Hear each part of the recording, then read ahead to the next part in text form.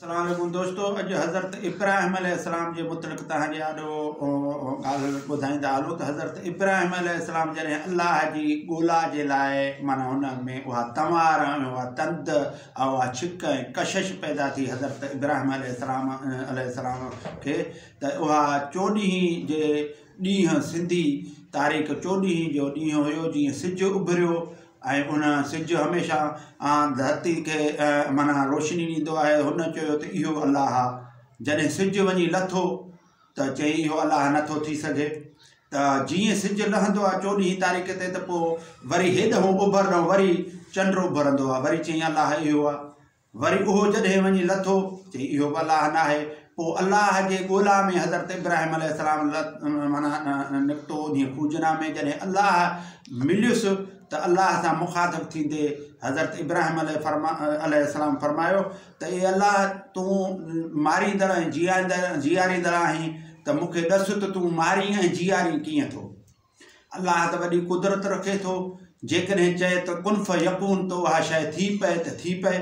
पर अल्लाह चयो त मां पंहिंजे प्यारे बाने खे जंहिं मुंहिंजी ॻोल्हा कई, जंहिं मूं मुंहिंजे लाइ जाखोड़ करे ऐं मूंखे हासिलु करण जी कोशिशि कई आहे, त हाणे उन्हीअ खे इहे सलाहियतूं छो न उन्हीअ खे ॾियां ऐं जीअं प्रैक्टिकल तरीक़े सां जीअं हू महसूसु करे त वाक़ई बि माना अल्लाह पंहिंजे प्यारनि ॿारनि खे अहिड़ियूं ताक़तूं ॾेई थो सघे।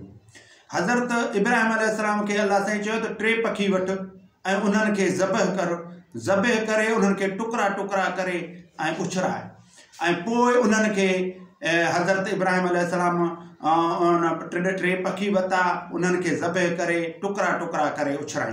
पोइ अल्लाह फरमायुसि त तव्हां इन्हीअ पखियुनि खे पाण सॼो, यानी मां तव्हांजे ज़बान में उहा तासीर रखी आहे, उहा जीआरण वारी ताक़त सघ मूं तव्हां में माना फिट कई आहे ऐं तव्हां पाण उन्हीअ खे सॼो त उहा शइ जहिड़ी थी ऐं तव्हां ताईं अचे।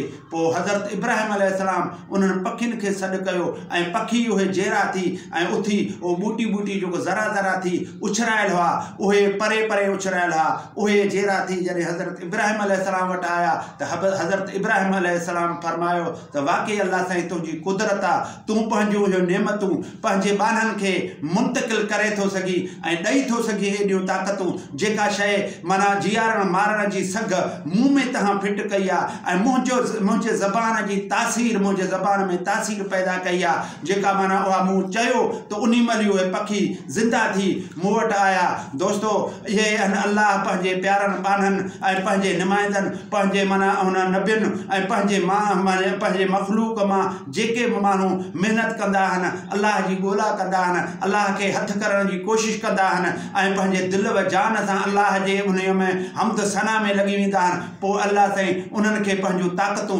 मुंतक़िल करे अल्लाह साईं उन्हनि खे ताक़त ऐं तासीर उन्हनि जे ज़बान ऐं हथ में तासीर ऐं उन्हनि में उहे माना मौजज़ा ऐं उहे करामतूं फिट कंदो आहे। दोस्तो महिरबानी। अस्सलाम।